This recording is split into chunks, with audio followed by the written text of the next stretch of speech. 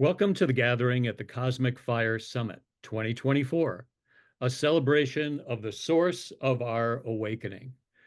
Whether you were nurtured by earth-based wisdom your entire life, you were blessed to meet a teacher along your path, or you are listening here today on the threshold of something new, each one of us has been gifted an opportunity to awaken more deeply in every moment and to be of sacred service.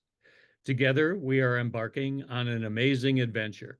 Around the cosmic fire, honored shamanic earth-based healers and teachers from around the globe will share their stories of awakening, offering beauty, illuminating wisdom, and medicine ways that may be our most valuable resource. This gathering is brought to you by Shamans Directory, an online global platform dedicated to bringing shamanic earth-based services to the world. At Shamans Directory, we are committed to honoring the Earth's living lineages, the medicine people and communities who invite our human family to awaken to a better, more kind, more sustainable way forward. I'm Wake, one of your hosts at the Cosmic Fire, and I'm delighted today to welcome Crow+MacKinnon. Hello and welcome, Crow. Hi, Wake. Nice to see you again. Great to be back together. Needless to say, I'm going to say it, I'm always inspired by you. And I really appreciate your willingness to offer your wisdom, energy, your guidance and expertise, your experience, as vast and deep as it is. Thank you for accepting our invitation to speak today. Thank you for the kind words. Before we begin, for those of you who do not know Crow and his work, I'm going to take a moment to let you know a little bit more about him. Crow, John MacKinnon, the founder of Shamanic Voyages, has been involved with shamanism since the mid-1970s. He began training formally with both Michael Harner and Don Agustin Rivas Vasquez in the mid-90s. Over the past 30 years, has worked with shamans in North, South, and Central America, as well as Asia and Europe. Crow's teaching practice is primarily core shamanism, but he has been influenced by his exposure to a variety of other shamanic cultures and initiations. Crow has included sweat lodges, drumming workshops, and healing services in his shamanic practice. He is active in the international environmentalist group Sacred Earth Activism and is both an active member of Shamans Directory and one of our ambassadors. He's an Amazon-trained curandero, a legally ordained minister, a Harner shamanic counselor, and has completed many other advanced trainings offered by both traditional and contemporary shamans. Crow's topic for our conversation today is First+The+Sleep, Then+The+Awakening, the importance of dreaming and visions for a fuller understanding of our path. Okay, Crow, I am excited to hear more about your title and then about your own awakening process. But your title is so engaging to me. First+The+Sleep, Then+The+Awakening. Tell us about this. Well, my own awakening was more of a process than an event, and it's an ongoing process at that. I think, like a lot of people, when I was a young child, I spoke to animals. I had invisible friends that I had very active relationships with, and also, like a lot of children, over time, that was kind of programmed out of me. It took a while in my case. I know in school, I was pegged by most of my teachers as being a daydreamer. And I think that the sleep started to dawn when I started to leave that early childhood behind. And I think that's true for many of us. We really have to be present for a different kind of reality than that magical world we're born into. And like a lot of people, I became engaged with work, different professions. In my case, I bumped around quite a bit, and I was aside from that magical world I grew up in as a kid. I also had a lot of strong influence of spirituality from my parents and so forth. but with it came a lot of dogma as well. They were Catholics. Um, and as a matter of course, I was an altar boy. I learned to, I could say a mass when I was just, maybe 11 years old. But there was something missing in that the hunger for a real sense of spiritual comfort began very early, and it wasn't coming from the church. You could learn things, but it wasn't feeding me. So I bounced around. I studied a lot. Um, I read, not just the Bible most people are familiar with, but other texts as well. And it was intellectually stimulating, but also spent a fair amount of time getting blotto drunk.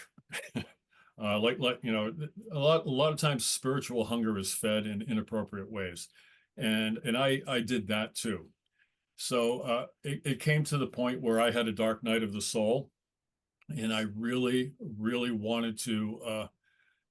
I wanted to feel better. I wanted to feel connected. I had little glimpses of it here and there, but if I have to point to one particular awakening that was really long lasting and deeply significant, I was out, as I often was, out in the middle of the wilderness, and I climbed a very high tree and I sat in it, and I really I really was desperate, hungry, and I felt like I had a I'm trying to think of the term people use, uh, a religious experience, I suppose.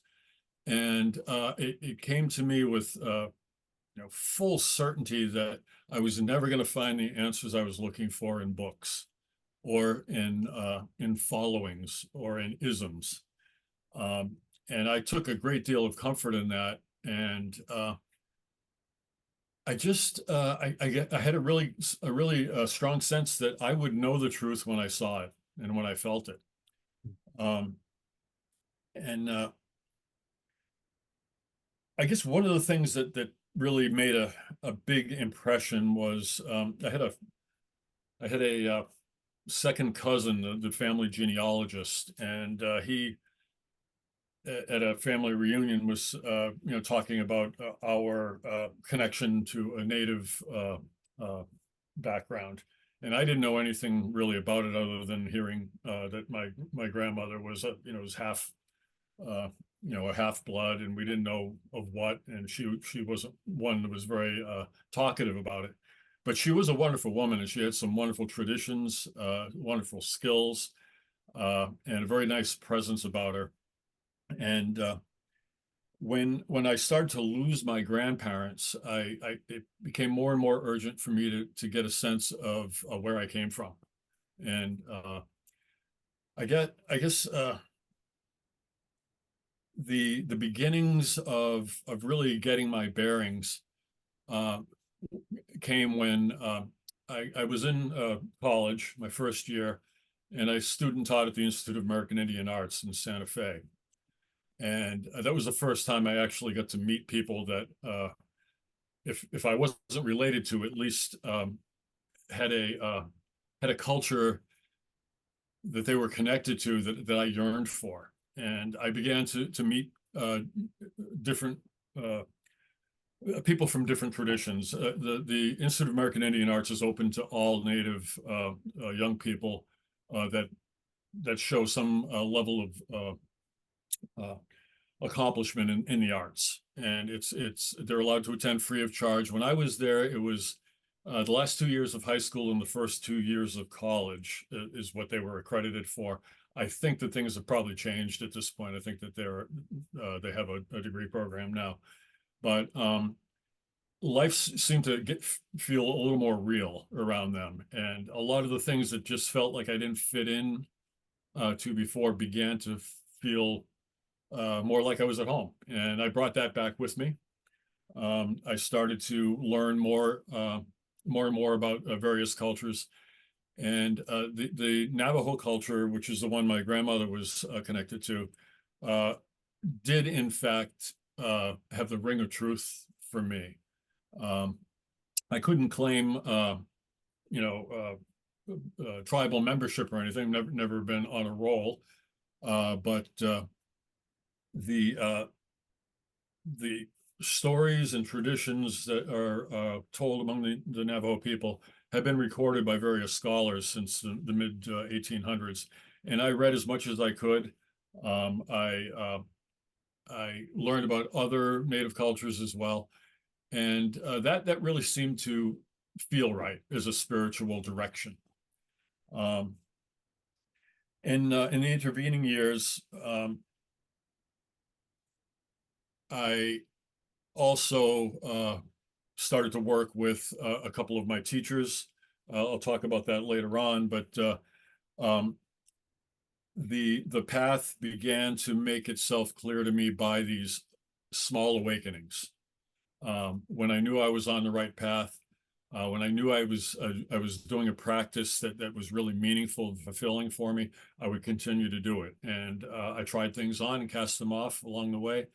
And I think it was also important for me to go through that realization that because I wasn't brought up in a native culture, I can't claim connection to it, but I have deep respect for it, as well as others that I have no connection to whatsoever. And that eventually led me down a path of getting to know people and eventually becoming accepted by some of them. And yeah, I guess I could go on and on, but I'm gonna put a punctuation point there. Well, what a courageous step, Crow, to sense a heritage, to pursue it, to teach within it, and certainly to learn from it. Um, I know that in your work that visions and dreams are really important. They're a part of who you are and what you teach. Could you speak some about what are visions? What are dreams? Are they different and what's their value? Well, as most of the people listening will know, is that the shamanic worldview recognizes two types of reality. There's ordinary reality, the consensual reality of every day, and then there's non-ordinary reality. And dreams and visions both are in that category. Um, Dreams became important early on to me. Uh, I would I would learn things through dreams. I would uh, problem solve through dreams. And there was something about them in the fact that they tended to recede so quickly when I woke up that I really wanted to access that world in a stronger, more meaningful and reliable way. And that's where dreams and visions kind of have a little crossover. Now, when I learned about journeying, and how the cadence of the shamanic sonic driving activates your theta wave state, that's a dreamlike state, and that I found to be very appealing because I wanted to dream and I wanted to learn from my dreams. And doing it just in my sleep wasn't as effective as I'd hoped. Occasionally, I would have a lucid dream where I was in control of where I was going, and I felt as though I had some agency. But for the most part, dreams, you're really a passive observer, and that wasn't enough. So I when I first learned to journey, that had a very dreamlike quality to it, and it was pretty much giving me the sense of accessing that collective consciousness that where dreams take place. And when I began to follow the work of Michael Harner, um, I learned that there was a discipline that you could establish and learn that could give you a great deal of control of what you experienced. not only that, but there was also the very strong aspect of it that it was somewhat selfless. That the reason that we did this was by and large to help others, or to enrich our community somehow. At least that's the tradition of the shamanism that he was talking about. And you know, I really began to use that practice a great deal in my other spiritual pursuits. In the sweat lodges that we had, we began to drum inside the sweat lodge, and the physical stress that you're under when you're in a sweat lodge is like fasting. You put your body on edge, and it attracts the compassion of the spirits, and you can go more deeply into your journeys. And we did healing work for other people, which is what was the most important thing that we were to do. But the other thing that really benefited all of us who engaged in this is that we also felt like we were learning something very important, and that we were coming out changed for the better, little by little. And in the sleeping state, excuse me, I'm referring to some notes here. Uh, in the sleeping state, sometimes you can get some tremendous stuff. There have been times where I've gone to bed after a frustrating day of not being able to figure out the solution to a problem, and it would come to me as I was sleeping. Learning to journey could ultimately do the same type of thing. Sometimes that deep state of relaxation and openness to something other than yourself really allows solutions to come, and that was a very large part of it. The difference with the shamanic journey, I think, and I hope I'm not bouncing around too much here, but the difference with the shamanic journey is that once you develop the discipline and you use a framework that gives you a reliable access to known realms and known spirits, you can carry your intention, resolve a problem, and come back with whatever symbolism that you receive from the journey. Think about it, decipher the symbolism, and then have a solution that you really can't get just by hashing something out and thinking hard about it.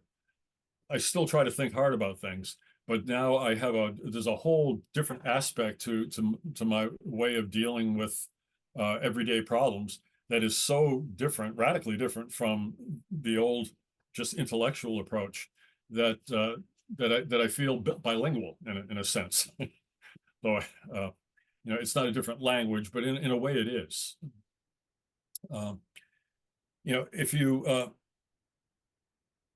If you really trust and credit the experience that you have when you're journeying, it's really amazing what it can provide to you. Well, I think you're talking about the core of shamanism, Crow, of seeking guidance from other realms. And I understand, and I've known that journeying is key to you. Um, in journeying, I know that you use the drum, and you've mentioned the sweat lodge experience. What are the methods that you found most successful for seeking visions? And can people engage in these on their own, or do they need a guide? Or is that a process that you can speak of?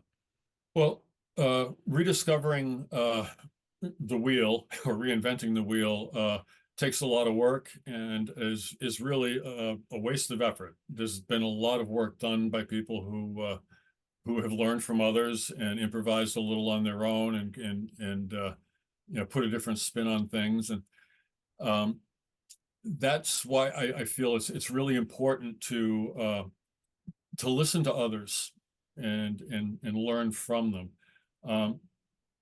I at the beginning I started on my own, like I said, by recognizing that something inside me would let me know when I've experienced something with a ring of truth, but the experiences of others are experiences that I don't have or I haven't had. So when I share the experiences of others, it opens up my world more. And um, I didn't really see myself as a follower when I was younger. In fact, I prided myself on being a loner. But when I began to pay attention to the wisdom of people that I crossed paths with, I realized that my ego was really kind of holding me back from learning what I could learn. Um, my discovery of Michael Harner was almost accidental. Uh, some of my sweat lodge brothers, um, we always shared about stuff that we heard and so on. And I had just made a bunch of drums. And one of them said, "Oh, there's this guy, Michael Harner, that is giving a drumming workshop up in Cambridge, Mass. Um, why don't we go?" And I thought, well, okay, maybe we'll learn to use our drums, in ceremony or something like that. I had no idea what he was about. But when I learned about the core shamanic drum journey, that gave us a whole new way to use the drums. We were using them for music, we were using them for atmosphere, but we didn't realize what a really important tool it was.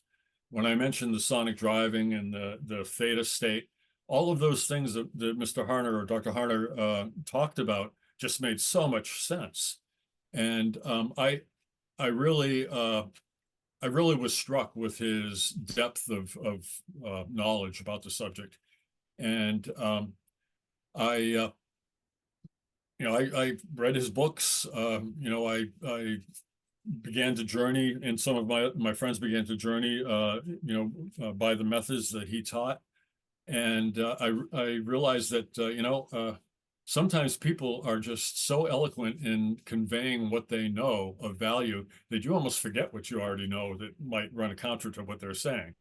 And um, that's when I first began to really appreciate teachers and putting myself in the role of student and learner. That was that was an awakening of its own, because it really awakened a sense of humility in me that I didn't have before that, where I had to recognize that there are a lot of people who know a great deal more than I do about many, many, many things. And if I put aside what I think I know while they're talking, I might just learn something. And Dr. Harder taught me a great deal. Uh, Everyday life got in, took my attention, for a good deal of the time. I wasn't doing this all the time. I raised children and had a career in the middle. But there was a point at which I attended a lecture that reminded me of the foundation's work and Dr. Harner. And then I decided, well, yeah, it's time now. I have room in my life. I took the 3-year program, the 2-week intensive, everything that I could take. And happily, I got to work with Dr. Harner again before he stepped out of the picture and then passed away a number of years later.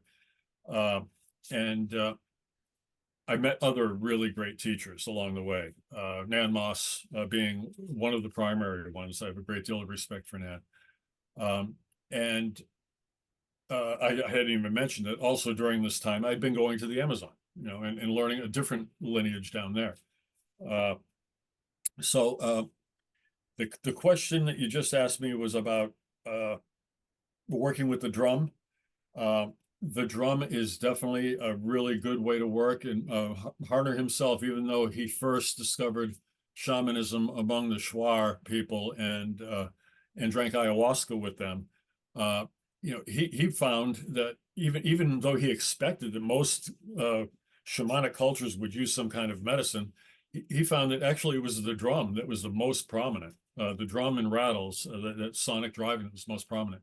So I put a lot of my attention into that. Certainly, working with the medicines is a very powerful way to work with spirits. But people often ask me, "Well, do you have to take drugs for this to work?" And the answer is a resounding no, no. They're not drugs anyway, in the usual sense. But you don't need to drink powerful medicines in order to do this work. In fact, I advise people who do want to start working with medicines to learn using the drum and rattles first, and learning how to journey in a predictable and successful fashion before you start to do the other kind of work, because it really will enhance uh, what you can learn by other means. I know, Crow, that you lead groups through shamanic voyages to the Amazon for the purpose, I'm imagining, of experiencing the plant medicines under your guidance and indigenous guidance as well. Mhm. What do you find from those experiences of people, as you say, who may know drumming and may know processes of journeying? How is that kind of experience different or enhanced in the setting of the jungle and with the guidance of the plant medicines there? There is a very significant difference in the way you approach the work.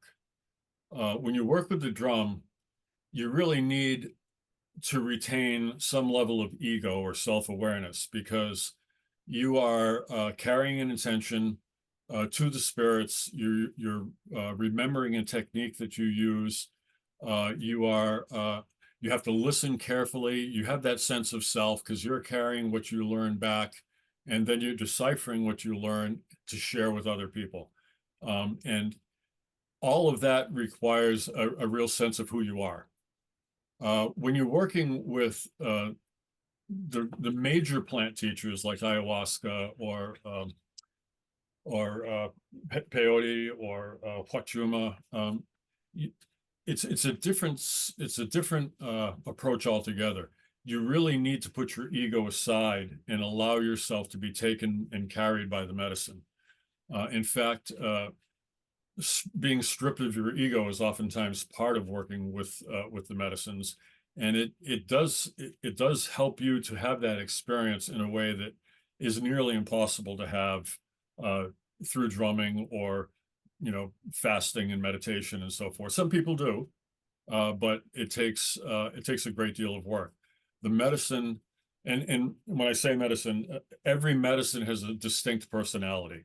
Um, uh, you can go on a dieta of pine needle tea, which is not psychoactive in any measurable degree, and still have a develop an intense relationship with that plant spirit. Ayahuasca, on the other hand, which is like at the other end of the scale, um, uh, you pretty much abandon yourself to the ayahuasca. You can bring your intentions, but you need to bring your humility and willingness to trust and allow the medicine to do its work with you in whatever way it will. Sometimes people will drink ayahuasca for the first time and experience nothing.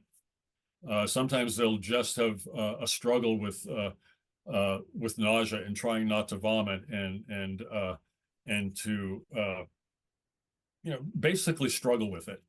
It's a struggle you will most often lose.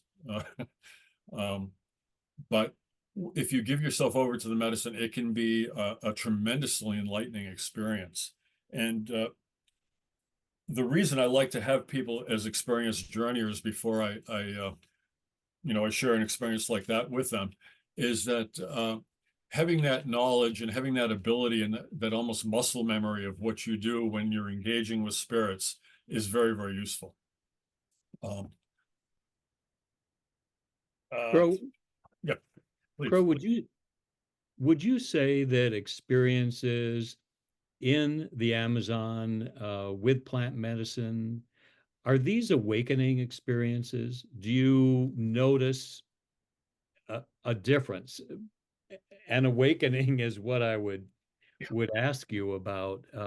How would you know? Does it have that kind of quality? And how can you tell?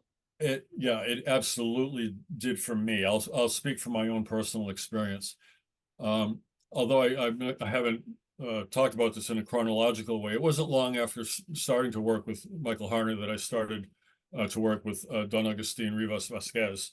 That was a more traditional lineage and mentorship because it was directly person to person. And he had a line of people before him. So there was a real lineage there that was clear.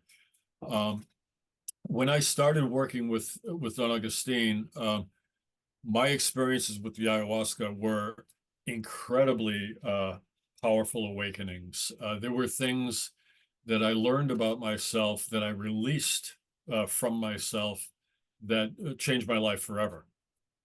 In fact, it was after my first 2 weeks spent with him, um, I had a vision of sharing that experience with others. It didn't. I knew that someday I wanted to do that, and that's eventually what Shamanic Voyages partly became. Um, the uh, the journey of ego and the ego stripping that took place in one particular vision was so intense and mind-blowing, just no better term for it, that I could not help but be changed when I came back from it. Um, there was a point at which I really believed that I was about to die. And somehow I had an understanding that that was okay and that it was necessary for something inside me that um, was essential.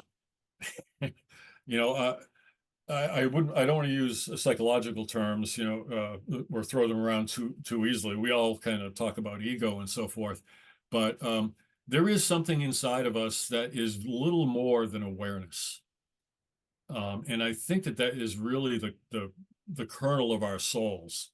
And to be stripped down that far and to be able to retain a memory of being there, um, it really puts all of your other experience in a different light. Um, you know, I certainly backslide from time to time and get frustrated with, whatever day-to-day thing I'm involved in. But I also can very easily step aside and recognize that, this consensual reality we have is just a shade. It's no more real than other types of reality I've experienced. And I really have a sense of who I am, who myself is, and I can see the different aspects of myself and recognize which ones are more essential than the others. Of course, our personalities, our education, our talents and abilities, those are all tools that we have for ordinary life. Um, None of that matters when once you've been in that state of simple awareness, not self-awareness, just awareness. Uh, it might sound a little heady, maybe it's hard to follow, but it is something that for me was very, very important.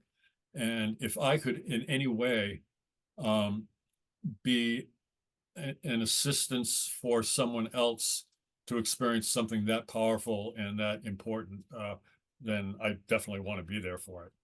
And don't get me wrong, a lot of the shamanic voyages that we do have nothing to do with medicine. It has to do with shamanic cultures. In the Amazon, that's the culture. The curanderos and the ayahuasqueros, they use teaching medicines. In the Andes, a lot of the work that we do is from a different tradition where the medicines don't play a major role. In some small places they do. Uh, when we're in Mongolia, the Mongolian shamans that we worked with there didn't use medicine at all. They had a very different technique of shamanic practice. It was very interesting to learn, and uh, that's what I want to be involved in is to have this wide variety of experience that in different ways awakens different things in us. Um, you know, it's so easy to be lulled to sleep. and it takes some work to be awake, and it's those spontaneous awakenings that give us a taste for uh, more being awake. It's simple enough to retire in front of the television and be amused and entertained and go to work and earn money, and one day you don't work anymore, and it's I don't know. I have a feeling that for those who haven't experienced this type of awareness, that there's probably an emptiness at the end of life when you've only been engaged in ordinary reality. I know, Crow, that you've touched on the value of your teachers for yourself. And I Mhm. think I just can't help but put a plug in for you as being a teacher, as being a guide. My impression of you is that you hold such an integral container for the people who go on your journeys and who study with you. And I wonder if you'd just like to say a last word about the value of teachers, the value of having guidance for these journeys, whether they be plant-based or not. Mhm. How do you see that in your own work? Yeah, and that's a very important point. The method is not as important as the awakening itself. And I get such a charge out of witnessing other people's awakenings. You can see it in their face, even the small ones, when something registers, or they have an experience they've never had before. There's something, uh, some kind of transformation that takes place in people, even if it's only momentary. To be witness to that is just such a, it's such an honor. That's why that's why I teach to the level that I teach. Not to show people what I know, because there's a lot of people who know a lot more than I do, but to share what I know and to help people discover things the way I've learned to discover them. I'm really paid back for just in witnessing uh, when something sticks. And you know, when you enter a lineage formally, it's really important because you give something and you get something. You give respect, obedience to some degree. You give up some of what, like I was referring to before, some of what you think you already know to be an open vessel for what your teacher has to give you. And in turn, you get the collective wisdom of that lineage. Uh, One thing is difficult to for a lot of people to understand, but sometimes this work just barrages you with a quality of light that lets you know that you will be able to reach for the knowledge you need in the time that you need it. You don't have to understand it in that moment. And a lot of the work with the medicine that I do today is like that. I don't have these brilliant, very interesting, visionary stories to tell. A lot of times I'm just receiving information that I can't understand, and I don't try to unless I'm called upon to respond to someone else, and then I do that.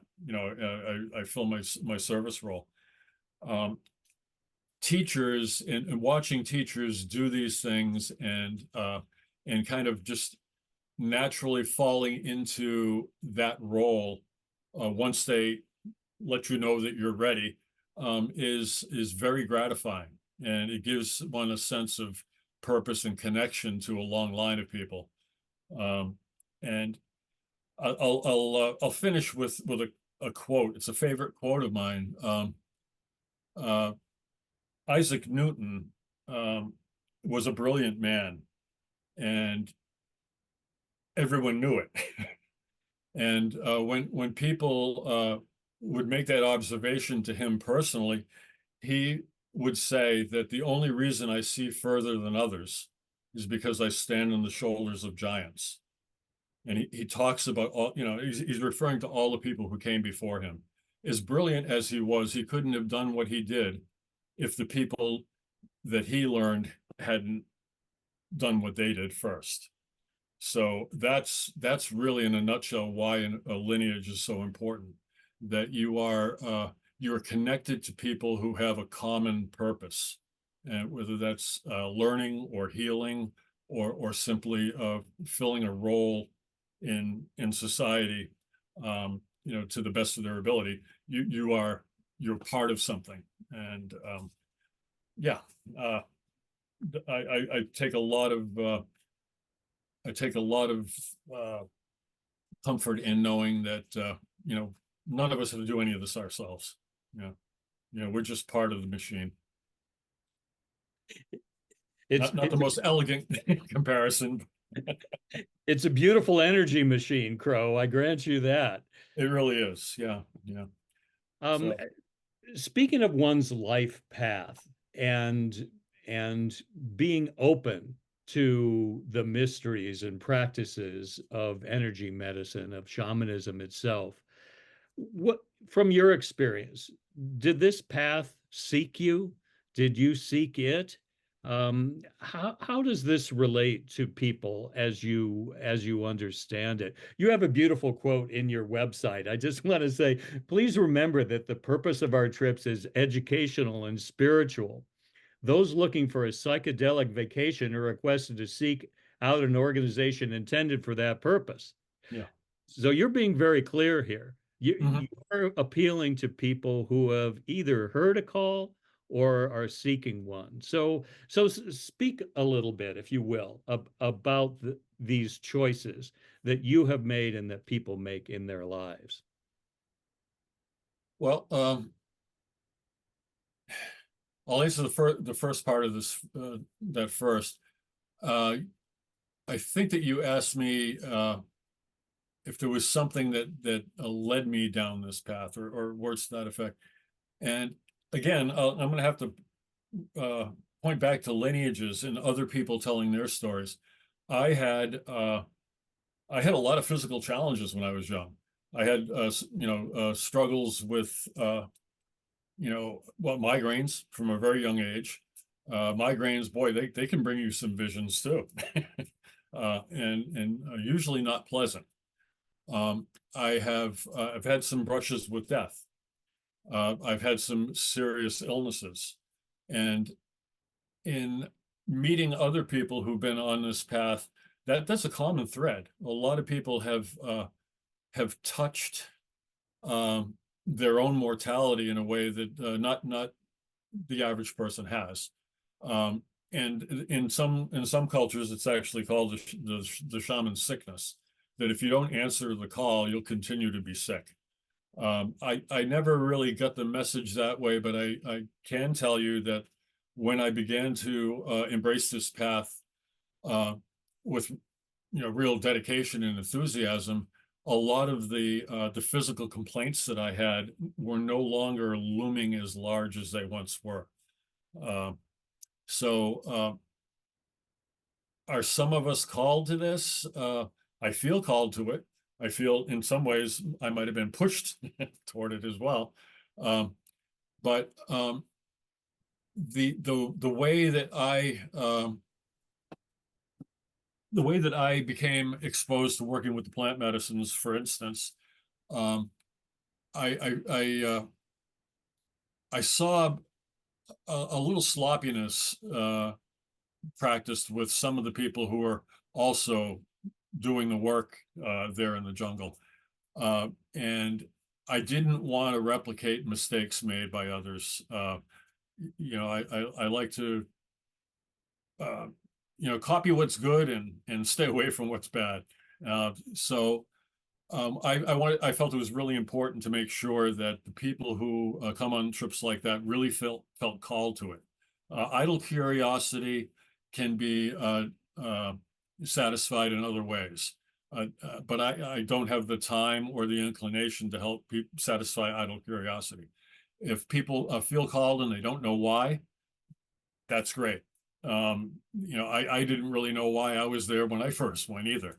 I found out in short order, and I am very happy to hold a safe container for people who feel called, who want to have some sense of authenticity and connection to a lineage instead of going to a resort where they hire a shaman to come and pour the ceremony and then he goes away and they just handle it in a different way, maybe more therapeutic.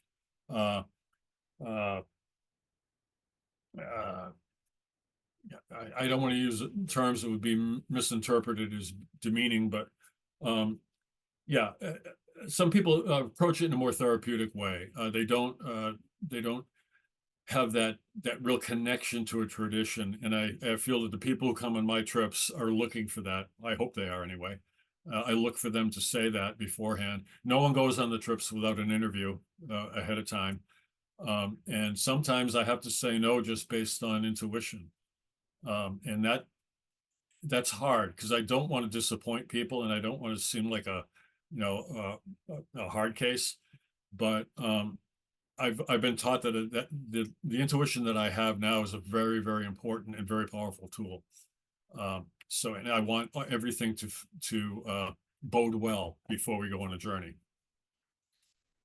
Bro, it feels like this calling has been so important to you in your life and that it has transformed you as you have transformed yourself.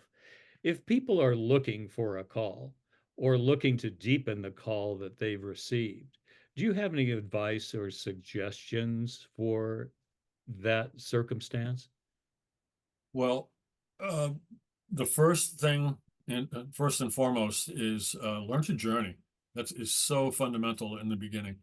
Uh, Engage with the spiritual community. That could mean finding a teacher and other students, or it could mean joining a drum circle, live or online, and take that journeying training into a space where you can hear the experiences of others and share the experiences of others and share your experiences with them, because all of that is going to lead to a more uh, a more informed choice if you want to go to the next level. And that includes, just simply traveling. Uh, Traveling to Mongolia for me, who I live in the Eastern time zone, it's 12 hours difference. Um, if by the time you get there, you're in an altered state, and it's a real it's a real investment of your energy. It's a real stripping away of a sense of normalcy because you're in a culture that's alien to the one you came from. And all of that can be really good. It can be really opening. And whether you're going to go to Mongolia or you want to go and touch ancient stones in a circle that has been there for, 10,000 years, or, or if you want to drink ayahuasca, all of those things are very powerful ways to deepen this experience, but it's, I think, it's much deeper and much richer if you approach that with some level of familiarity with the spirit world. I haven't talked a whole lot about spirits themselves, um, so far, and I often don't unless I'm pressed, because everyone's experience of them is somewhat different, but still genuine. And authenticity is so important to this process that you know you really need to feel it's the right time before you take on a big step like that. Bro, you mentioned the value of journeying. That's undisputed. The importance of that in your experience and your suggestions for others. You've also mentioned community, and you've mentioned nearby community or hands-on community. I wonder if you'd speak for a moment about the Shamans Directory community and Mhm. how this broader global community can help with people's process of awakening. Yeah. Um, I remember the day that I first heard about Shaman's Directory. It wasn't up and running yet. There was no website or anything. It was just I think on Facebook or something like that, there was a page opened, and for some reason, I ran across it, and I recognized something really important. It was not an awakening so much as a an awareness that there was a seed, a kernel of power here, and I wanted to do everything I could to be of some use. So I contacted them and I said, this is who I am. This is what I do. If I can be of any help uh, with your project, please feel free to contact me. And we got together and we all talked and everything, and it was really a wonderful vision because as Michael Harney used to talk about, Europe went into a very long, dark uh, period when the church, uh, pretty much monopolized all spirituality and became a strong political force. Uh, the earth-based traditions were pretty much all driven out, and the the Western European peoples in particular they start to rely on others for their spiritual connections. And Michael said there is nothing more spiritually democratic than shamanism because there is no hierarchy. There is only a difference in level of experience. There is no dogma. There is only shared experience that people commonly report. And the fact that what shamans do has in one way or another been done for nearly 40,000 years in one place in the world or another speaks to it having something very real and useful at its heart. And by reintroducing the shamanic community to people in the West, it's an opportunity for people to rediscover their own personal connection to spirit. And the people on the directory are people who are engaged in traditions that can assist individuals. It's not just about the healing. The healing is very important, but it's as important to the healer as it is to the healed, because the healer is acting in service and in that way living their or walking their path.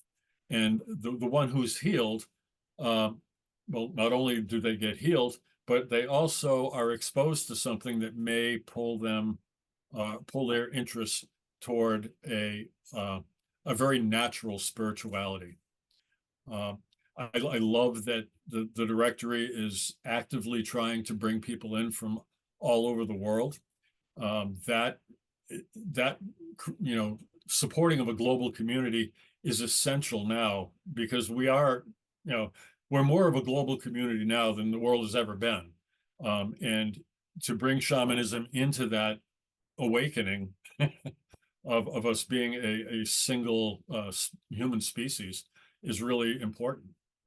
So am I addressing what you asked, or am I You, wandering you, yet? you're talking about bringing shamanism back, Mhm. um, just like bringing an awakening back from Yeah. being asleep, your title. So, um, before we need to close, then, Crow, is there anything else that you wanted to speak about or something that you want to leave the audience with in this process of awakening and coming back from this state of sleep to an awakeness and awakening way of being? Well, I think the word awakening kind of directs me to say, what I think should be obvious, that we sleep to recharge and then we wake up.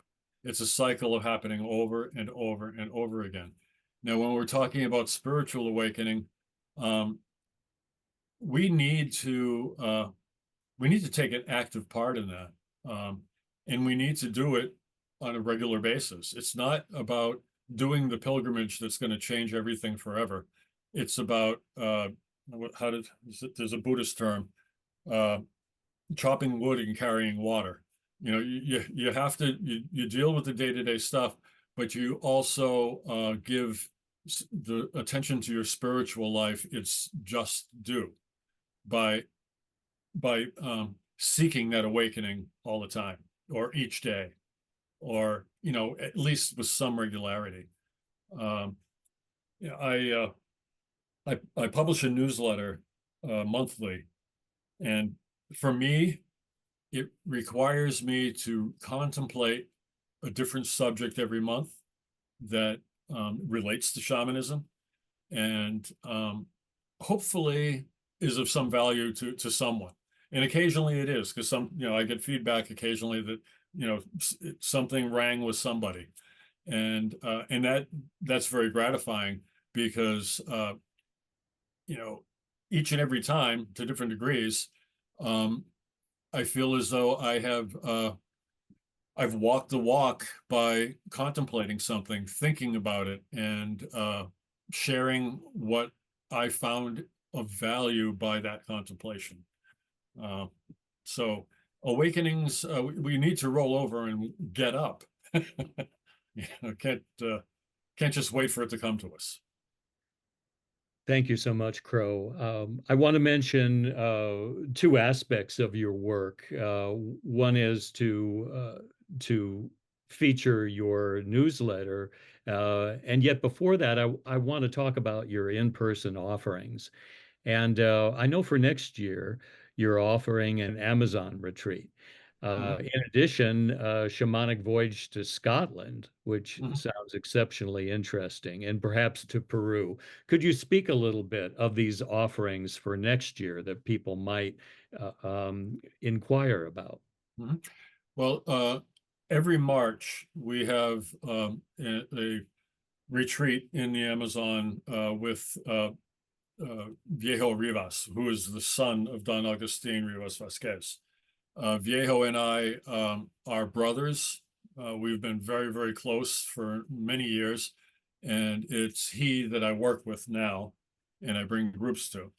Um, we uh, in recent years, we go in March, the second 2 weeks of March, and just last year we started a curandero training for those who've been on these retreats before but want to learn more about being of service and maybe formalizing their connection to a lineage.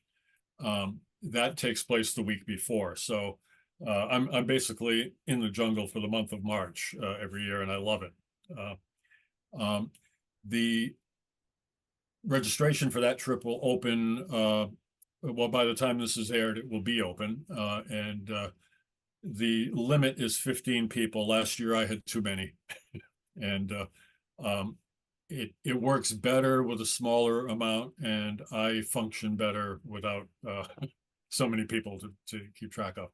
So if there are still openings, people are are welcome to inquire on the website. In Scotland, I have a feeling that trip is going to be sold out very quickly. It is only for 12 people because of uh, transportation limits we have, but we'll be going to the Orkney Islands. We'll be holding ceremony among some sacred stones. Um, we'll have a couple of fun days in Edinburgh with a Celtic storyteller who will be sharing her journey and her awakening. She had her awakening in Edinburgh, and then I'm hoping that we can resume our trips to the Andes. It wouldn't be before fall of 2025.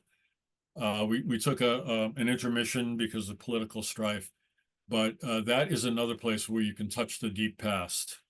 Some of the sacred sites that are there are amazing. It's visually stunning, really beautiful. And we work with a couple of shamans in the Andes who I have a deep respect for and a real joy working with. Uh, Don Carlos Anibal Moriel in Cusco, and Don Ermo Sanchez, who is from Lake Titicaca. He lives in Puno, and he joins us in our trip down to Bolivia and the island of the sun and the island of the moon. All of these things are beautiful. I'm not the only one who does these trips either. If you feel called, check into it and check the people that you're traveling with, though, because that is important. And finally, for your gift, you've mentioned your articles in the Shamanic Voyages monthly newsletter. And we have at the bottom of the screen a way for people to receive a subscription. Could you speak for a moment about the types of topics that you choose for your expression there and any other content that might be of interest to our watchers? Sure. As I briefly mentioned, I write an essay on a specific topic each month. Uh, a few months ago, it was Hojol, which is the central spiritual principle of the Navajo people. In July, it was about belief. Sometimes it's about integration. I'll pick a word or a concept and just write some thoughts on it. Each month, there's also a partner spotlight. The Shamans Directory has been in that place before. Sacred Earth activism that I'm also active in has had a place there. The Stonehenge Alliance had a place there last month at a very pivotal time because that World Heritage Site is in danger of development by the national highways in the UK. They want to put a tunnel through the site. So there's news, there's events I publish when I'm doing workshops, when other people are doing workshops. So I like to really, as much as possible, stir up community and get people involved and familiar with one another. Yeah, I think that pretty much covers it. I love that phrase, Crow. Stir up community. Yeah. You're good at that, and all your contributions to Shaman's Directory, we really appreciate your willingness to engage and to bring Indigenous teachers to the platform and to participate yourself. Thank you so much for this day, for your generosity of sharing your experiences, your wisdom, what you value in the shamanic world. I think that's important for the listeners to hear. And you are always an inspiration to us, no matter what the topic. And your own personal awakening, it's so interesting how it was offered to you, yet you needed to pursue it. And you have with authenticity and integrity and consistency. Um, Final words. Final words. Boy. Uh, well, I want to thank you for making things like this possible. It's really a great contribution to the community. And it's always a pleasure to talk with you. And I'm sure we'll speak again soon off camera. Thank you, Crow. And to everyone who's viewing and participating, we thank you for taking time out of your day to be here with us, to receive the wisdom and inspiration that Crow has shared with us today. And we hope that you will join us for our next interviews around the cosmic fire. We'll see you around our shared flame. Thank you.